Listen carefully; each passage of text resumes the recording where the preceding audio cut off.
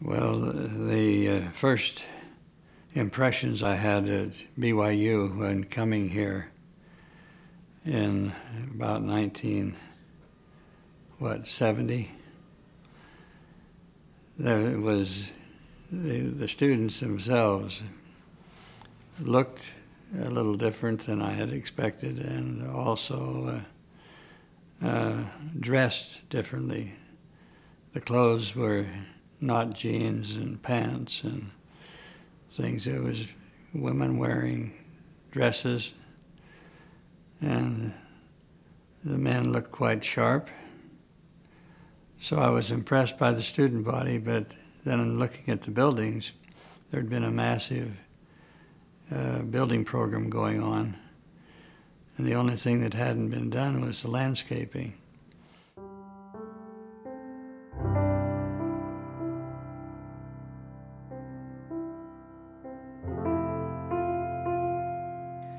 We have on the front desk of the Wheatley Institution a framed statement that we kind of adopt as a motto from Jack. It says, "Weigh success not in gain, but in improvements to the world." And we've sort of taken that statement from Jack Wheatley, and we keep it there in front of us and use that to motivate what we do. I couldn't believe that the Jack Wheatley, who was now my friend, had planted the trees at BYU, and then made sure that he planted a museum of art, and then made sure that he planted a Hinckley Center. You know, I just am so grateful for the way that he has impacted this campus in such positive ways from those first years when he planted big trees, not little ones, not, what did he say, not buggy whips. They have to be trees. I look out across the campus and I can hardly imagine what it was like when there were no trees.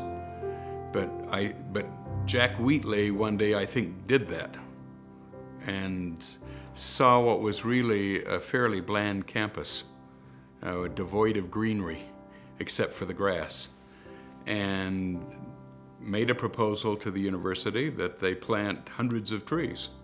And he would provide them and guide where they were planted. And as I look at the campus today, with the trees having matured and all the greenery and the beauty that's now here, I realize that Jack Wheatley was largely responsible for that. Jack and I have fond memories of working on projects in every corner of campus. I would venture to say that there are no buildings on campus that does not have a tree in proximity to it that Jack purchased with the funds that he granted the endowment for trees on campus. The thing that I've observed about Jack is that he loves to walk the campus and to spend time. And he may do that other places, but whenever he comes, he'll say, "Oh, I was just happened to be walking over," and it's a very obscure area. And I was thinking, and usually when he says, "and I was thinking," that then you see the visionary aspect. I joke that I see Jack as the Walt Disney of BYU, that he's the one that can see something before we can even imagine it. And it's so clear to him that he will patiently but persistently continue to talk about the opportunity that we could have and that it could bless lives if we were to think about something in a certain way. I think the two great things in Jack and Mary Lois's life, and they're related, but it's been the gospel and beauty. And they've married those. They've always been, see, I think the art museum falls into that, the tree planting falls into that, the gardens of the Jerusalem Center fall into that, and on and on. They've had a particular knack and a particular strength in uniting the gospel and beauty. In an institution like this, you have to work from the top down, and you have to work from the bottom up if you want to get something done. Jack was one of those, as Elder Maxwell would describe him, high yield and low maintenance people, in that he had tremendous ideas, but the first thing that I remember him saying is that I want to be on your team, I want to help you get done the things that you think are important. I realize who it was that assigned you to be the president of BYU, and because I love and support those people as well as the university, I love and support you. In my professional career, I have worked with architects, engineers from all over the country. But to see Jack in action, because of his expertise as a builder, as a developer, he just was in control of what needed to be done. He knew what needed to be done. He was very much in tune with what the president of BYU and the board of trustees would expect in a building on this campus. And he was able to convey that.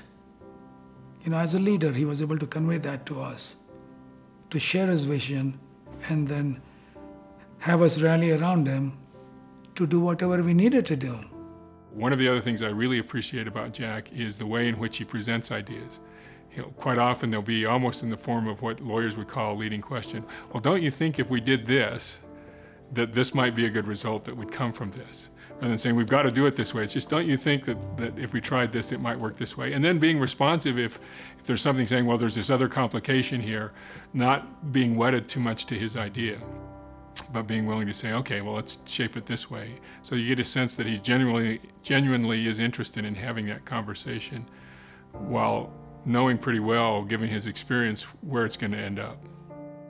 I had a feeling that he was going to have an influence way more than the fundraising, but more than the wanting to give, to make the place better. It's very interesting. I mean, he was never, as near as I could tell, he was not a philanthropist in the usual sense. Most philanthropists are trying to build something. I always got the feeling that, yeah, he was making the campus more beautiful, he was doing things, building, but always people. It was always people.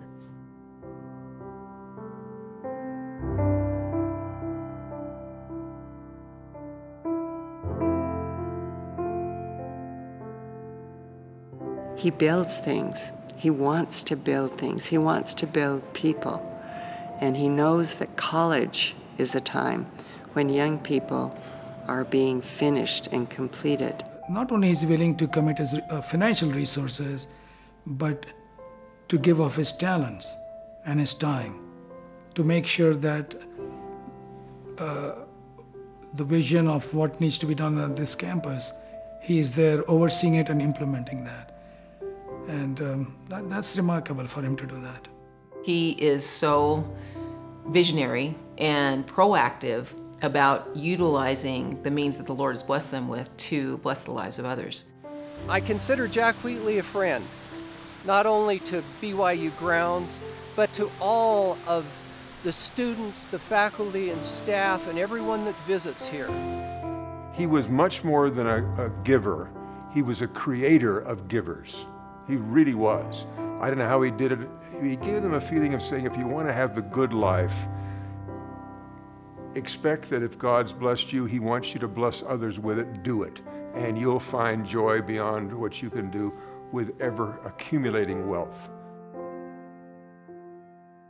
And every day I go over there, well, I see the hand of the Lord in their lives and in this valley, where, you know, you can see the makings of your testimony in the daily lives of many people. We do have a testimony of the gospel, and that is our most important thing beyond our family. I like to know that all the members, all of them, not just most of them, but all the members are giving time and effort and money to the institution to keep it going, to BYU, to strengthen that, and to carry on our name and legacy throughout eternity, I hope. That's my testimony. And we know that the Lord leads the church.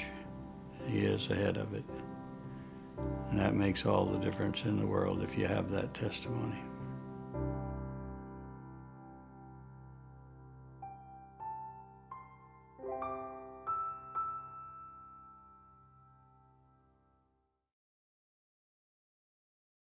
So I had this idea of Zion, which I never saw. The high school, we had gangs it was just tough environment. But I had this dream of coming to Zion when they brought me here as about a 15-year-old. So you think of them taking me out of Princeton, a wonderful little town, you know, a great university, then coming to Utah looking for Zion. And I came into Salt Lake City and I said, "Where's Zion?" Because it looked to me like like the rest of the world. I had this idealistic view of what people in Zion would be like, and probably from the scriptures and just feelings of, you know, what Latter-day Saints would be like, and I couldn't see any of them. And I really was disappointed. I won't name the high school in case someone sees this who went to East High School, you know, but I arrived at East High School in Salt Lake City, and I thought, where? And so right about that time, my parents asked me if I would go to a Benyon family reunion. And it was out in some ward house out somewhere in the valley, and I went. Reluctantly. I thought, oh, you know, what's a family reunion? Because we lived, you see, away from the church, and so I had never seen of a family reunion. And we went to it, and it was out at some chapel out in the valley, and the people filed in, and it looked about as dull as I thought it was going to look. And then suddenly, I looked over at a piano and two girls sitting near the piano. And this will sound a little overdone, but I'd never seen people like that before. It was Mary Lois and her sister, and they would have been, you see, I don't know what age they are compared to me, but I was anyway very impressionable. They were a little older than I was, and they were just the most, it wasn't just that they were beautiful, they were radiant. In fact, as I was trying to rethink this, it had the feeling that there was light on them. I can just remember it, and I look back in that old chapel, there's no way there was a light. It was from them. There was something about them, literally, that to this day, I remember it as if they were lit from within. And the one of them played the piano, that would be Mary Lois's sister, I assume, and played just beautifully. I remember just sitting there entranced. I never missed another Benyon family reunion. I mean, I went back to that. Had no idea, you see, that I would again have connections to Mary Lois. But that was the original impression of beauty and goodness and light. You know, just, it was, if you'd have posed the scene, you see, thinking of it like an artist, you couldn't have imagined. I mean, it would be a painting from the Impressionist period or some great piece of art. These two girls there in that room with a piano, and anyway, a boy just looking at it and saying, wow, there is my feeling of Zion in these people. He likes to serve and help not only BYU, but I've seen him help in other areas as well, very quietly. He does not make a lot of fanfare, does not like to, you know, advertise what he does, but he gives from his heart. You know, he has a deep love for BYU. He has a deep love for the gospel. Okay? My wife and I spent 25 years in Fresno when we moved to California from Boston area. When we moved to Pebble Beach, we only knew two people in that area, Jack and Mary Lois. And we knew them because of a connection at BYU. But this will tell you the impact Jack has on others, which of course helped me get closer to him. When we started attending a new ward there in Monterey and started getting to know members, at least half the members, and I am not stretching this by any means, half the members of that ward either had been introduced to the gospel by Jack and Mary Lewis, taught the gospel by Jack and Mary Lewis, fellowship by Jack and Mary Lewis, reactivated by Jack and Mary Lewis, or friendship by them. And there's one thing in common with all these individuals. Sundays after church, Jack would have them over for dinner at his home. Rarely a Sunday would go by where he would not have somebody come, and just through his example, through his love, sincere, caring love, he influenced those folks. And that was an amazing experience we had, to see the impact he had while he lived in that area. Jack, I also admire him for his dedication to his wife. Yeah. He always speaks about her with reverence. He is so dedicated, and with her health challenges the last few years, to see how well he takes care of his wife, how well he serves her. Okay. This is now me talking. I have no doubt he's already made his place in this celestial kingdom. Okay. He lives very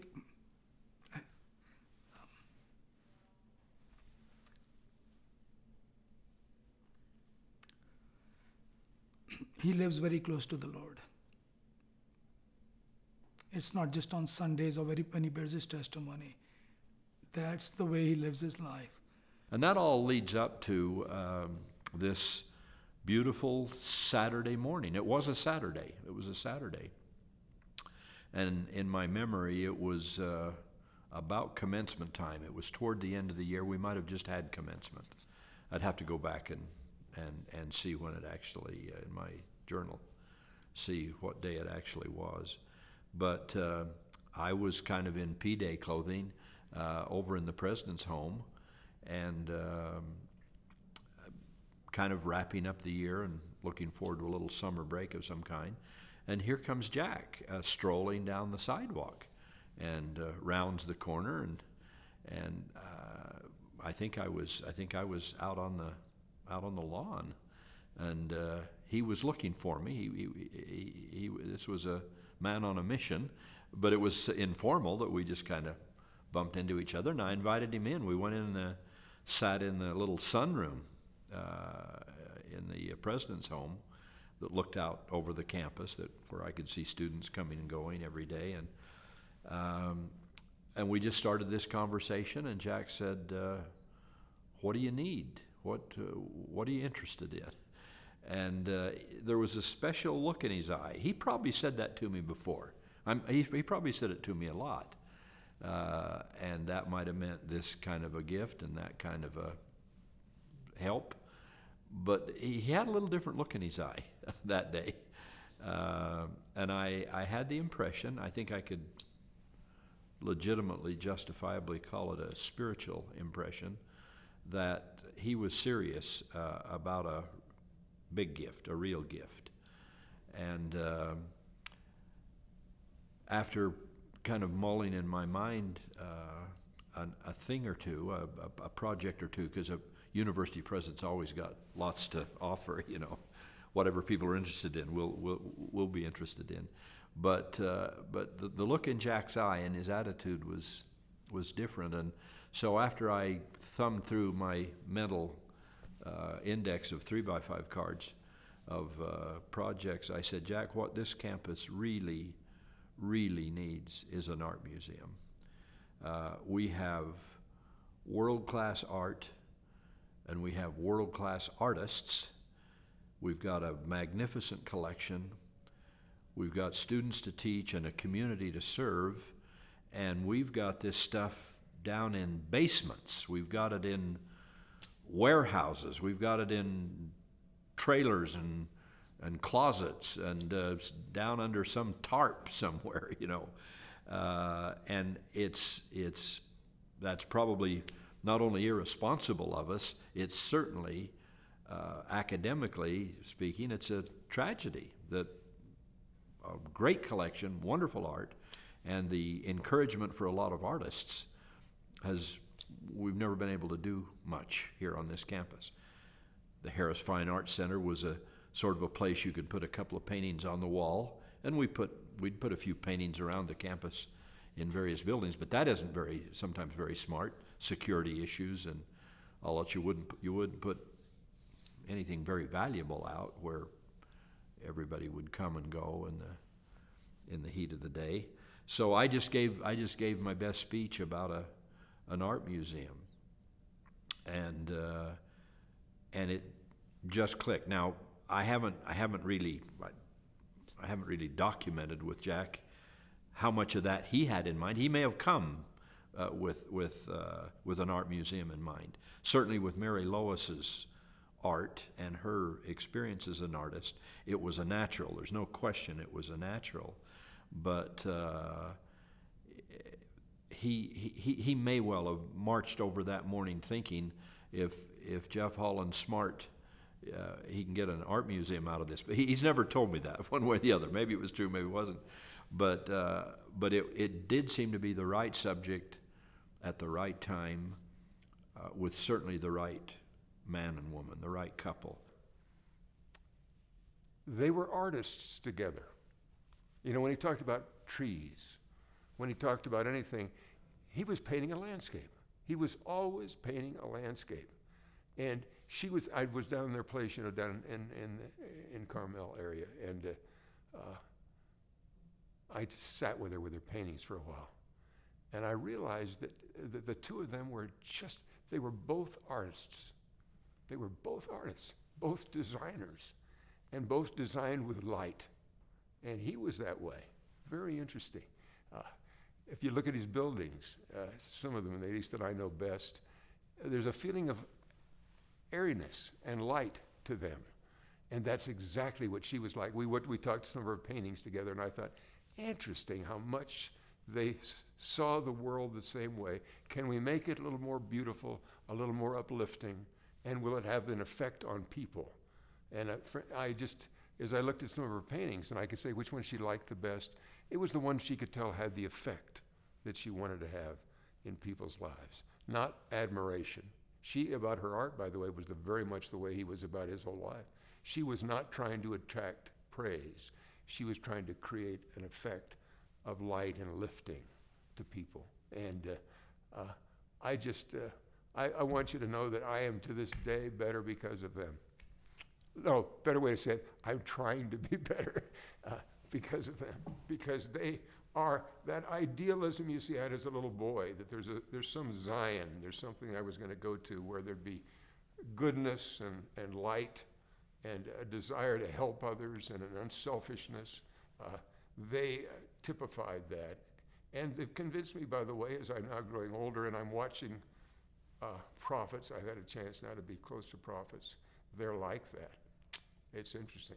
One of the most reassuring things about being so close to prophets is to find out it's really possible to have people who are largely unconcerned for themselves, deeply concerned for others, and that in time, this whole thing that, you know, we talk and preach my gospel of becoming more Christ-like, it's really possible. It is really possible. And there's days you need that reassurance. And so for me, Jack and Mary Lois have always been full of faith and hope, and had that kind of effect on me as well. So Mary Lois, why don't you come to the bishop's office after church is over for a treat? You know, like many bishops, I would keep a basket of candy for the primary kids to come and get candy.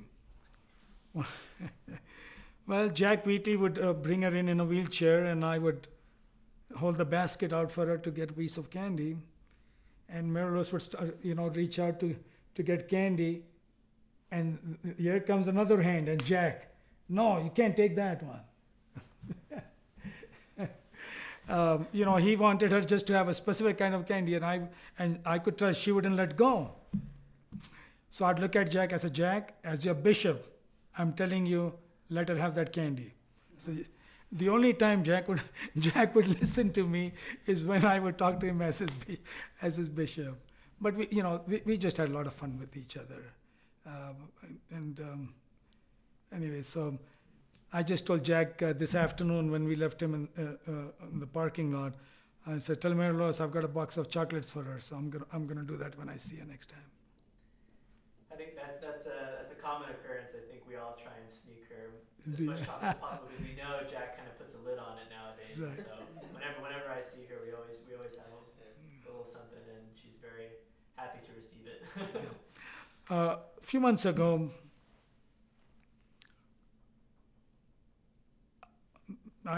Jack and I were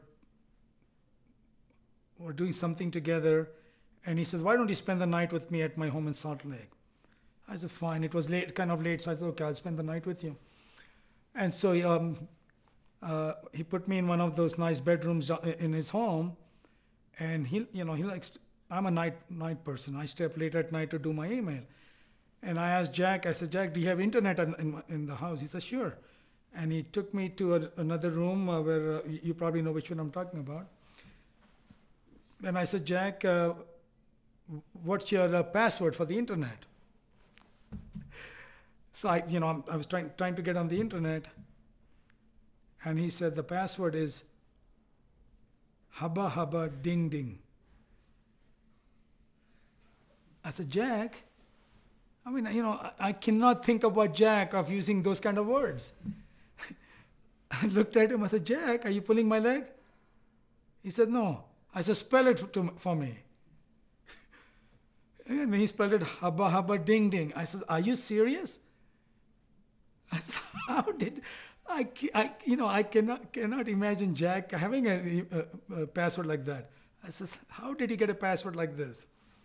He said, "Well, when we used to be in New York, Mary Louise remembers she was walking down the street in New York City, and a shoeshine boy on the sidewalk saw her coming, and he looked at her, and this shoeshine boy said, 'Hubba hubba ding ding ding, oh baby, you have everything.'"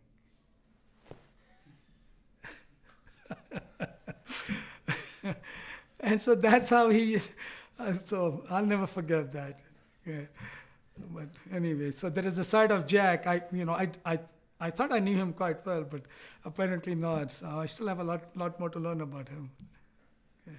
But of course, the centerpiece is that magnificent painting of Christ at the Pool of Bethesda, and that too is a Wheatley gift. The miracle of getting that Carl Bloch painting, of its size and magnitude and magnificence, and the statement that it makes about the Savior and about Christianity and the significance of art, Christian art for the school.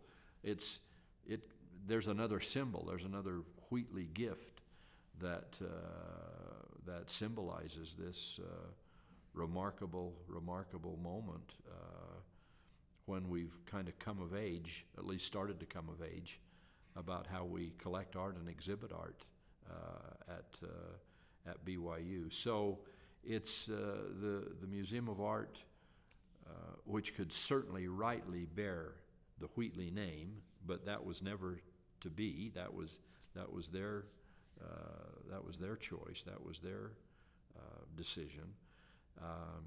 That museum is just a incredible, remarkable, permanent fixture on that campus about who we are, what the church is, what BYU students ought to dream of and pursue, and who Jack and Mary Lois Wheatley are. So it's I'll go on here for 2 or 3 hours. You can tell how strongly I feel about it, because it was just the rarest of experiences in terms of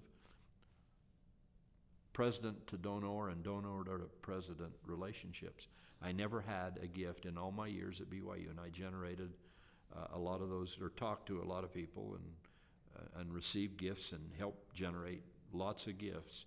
But I never, in all my 9 years to the day, that's how long I was there, I never had an experience like that Saturday morning when I wasn't looking for a donor and found one. He found me, and kind of the Wheatley way. You know, Jack gets what he wants. He does what he does. This is a West Point man, you know. So, so it's a sweet memory. It's a great memory, and laced through that all, woven through that all. Maybe this is sort of a concluding comment to a long paragraph.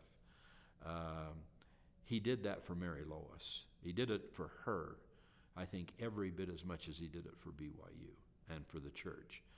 He wanted to recognize her. He wanted to pay tribute to her art, but he also wanted to pay tribute to her as his wife and as a human being, and the sweet, gentle, marvelous soul that she is. You know, there's a way to make the world a better place, and it may be to contribute for this building or that building, but I would think doing it the way Jack brought people in. He always brought them in with the idea of saying, look, you can bless other people and you'll bless yourself by not just giving, but creating something with what you give that will lift people. If there was just a little more of that, my guess is they could raise even more money at Princeton or Harvard or whatever. I'll just end with the story of that. Is my father, after I had been a professor at Stanford and a visiting faculty fellow at MIT, doctor's degree from Harvard, I came back and my father saw me. He says, Hal, you've got a problem. And this just sounds, this would be Jack doing this. Hal, you've got a problem. You're building a resume. You think that being educated is where you've been. Education is what you can do. That's Jack. It's very interesting. It's and Jack and Mary Lois. It's, you know, can you create something that really either leads to truth or makes the world better? Can you do that? Now that's education, and that is education. And so to me, Jack and Mary Lois are superb examples of true educators. And I'm grateful that I was ever under their influence, and I still am. Thank you. Thank you. Yeah. That's wonderful. Well, it's true too. No gilding in that at all.